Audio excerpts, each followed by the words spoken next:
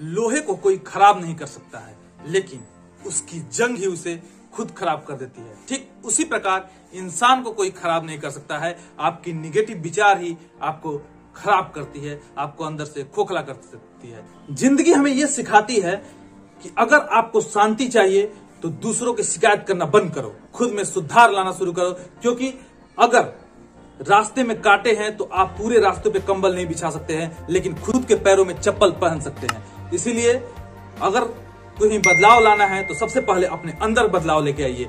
आज हम आपके लिए लेकर के आ गए हैं एक शानदार ही ऐसी ही कहानी जो आपको मोटिवेट करेगी और बताएगी कि भगवान किसी की सहायता कैसे करते हैं। बात उन दिनों की है जब एक गांव में एक व्यक्ति रहता था जो बहुत ही बड़ा भगवान का भक्त था। वह हर चीज करने से पहले भगवान के बारे में एक बार सिमरन करता था और भगवान का स्मरण करके कोई भी कार्य करता था। भगवान को वो बहुत मानता था, हर चीज में पहले भगवान को ही आगे रखता था। एक बार क्या होता है, गांव में बाढ़ आ जाती है। बाढ़ में पानी का स्तर बढ़ने लगता है।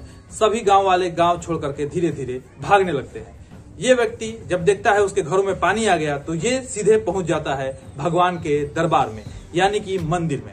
मंदिर में जाता है और भगवान की प्रार्थना करने लगता है। धीरे धीरे पानी का स्तर बढ़ता है और गांव वाले धीरे धीरे गांव को खाली करने लगते हैं। यह व्यक्ति अभी भी हार नहीं मानता है, मंदिर में बैठा रहता है। मंदिर में भी पानी धीरे धीरे आने लगता है। अब यह क्या करता है कि मंदिर के ऊपरी मंजिल पर चले जाता है और वहां बैठ जाता है और भगवान की आराधना करने लगता है। फिर एनडीआरएफ की टीम आती है। जब पानी उसके छत पर भी आने लगता है तो एनडीआरएफ की टीम उससे आग्रह करती है कि हम तुम्हें बचाने के लिए आए हैं, चलो हमारे साथ, हम तुम्हें बचा लेंगे। तो वो व्यक्ति कहता है मुझे किसका डर, मेरे साथ तो भगवान है, मेरे साथ तो प्रभु है, मैं नहीं जाऊंगा। वह सीधे जाने से मना कर देता है। एनडीआरएफ की टीम जब लहरें बहती हुई देखता है तो वह समझ जाती है कि हम और भी लोगों को जो जान बचाए हैं, जिसको रेस्क्यू कर रहे हैं, उसकी भी जान हम खतरे में डाल देंगे इस एक व्यक्ति की वजह से।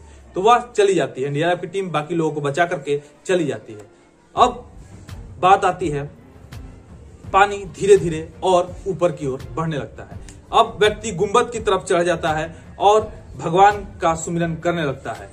वह जो मंदिर के ऊपर जो त्रिशूल लगा होता है, झंडा लगा होता है जिसमें, उसको पकड़ करके अब खड़ा है और पानी लबालब भरा हुआ है, पूरा गांव डूब चुका है। तभी ऊपर से आवाज आती है और वह काफी भारी शोर आता है। वह जब ऊपर देखता है तो देखता है कि हेलीकॉप्टर, वायुसेना का हेलीकॉप्टर आया हुआ है। वायुसेना का हेलीकॉप्टर देख करके वो चौंकता है। फिर ऊपर से रस्सी लटकाई जाती है और बोला जाता है इसको पकड़ करके आप ऊपर आ जाइए, हम आपको जान बचाने के लिए आ गए हैं। गांव में इकलौते आप ही व्यक्ति बचे हैं जो कि इस बाढ़ में फंसे हैं। तो ऊपर से अनाउंसमेंट को सुन करके यह व्यक्ति नीचे से बोलता है मैं रस्सी नहीं पकड़ूंगा, मेरे साथ भगवान है, मुझे भगवान बचाएंगे, मैं नहीं जाने वाला।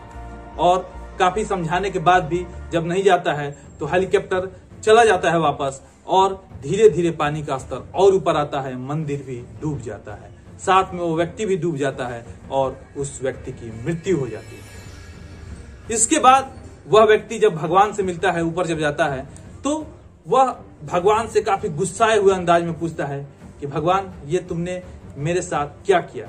मैं तुमको इतना ज्यादा मानता था, सारे गांव के लोग छोड़ के चले गए, लेकिन मैं फिर भी मंदिर में बैठा रहा और मैं नहीं गया, लेकिन आपने मेरे साथ क्या किया?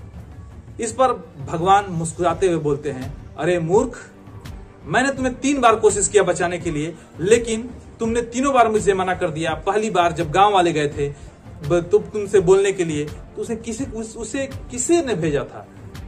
मैंने ही तो भेजा था।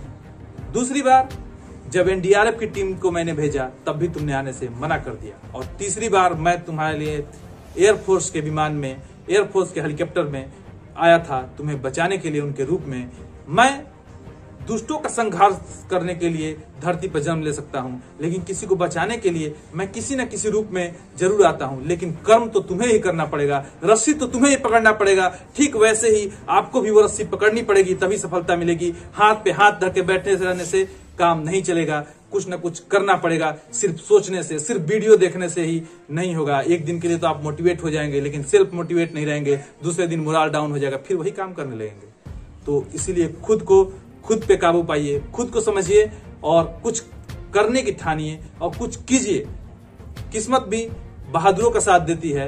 किस्मत के भरोसे बैठेंगे, भगवान के भरोसे बैठेंगे, क्या पता भगवान आपके भरोसे बैठा हो कि ये व्यक्ति इस एग्जाम की तैयारी कर लेगा तो मैं इसे नौकरी दे दूंगा, ये व्यक्ति इस चीज की तैयारी कर लेगा, ये चीज कर लेगा तो मैं उसे सफलता दे दूंगा। और आप बैठे हैं हाथ पे हाथ धर के और भगवान की पूजा अर्चना कर रहे हैं। भगवान की पूजा अर्चना भी कीजिए, लेकिन साथ में कर्म ही पूजा है। ये गीता का बात ध्यान रखिए। जय हिंद।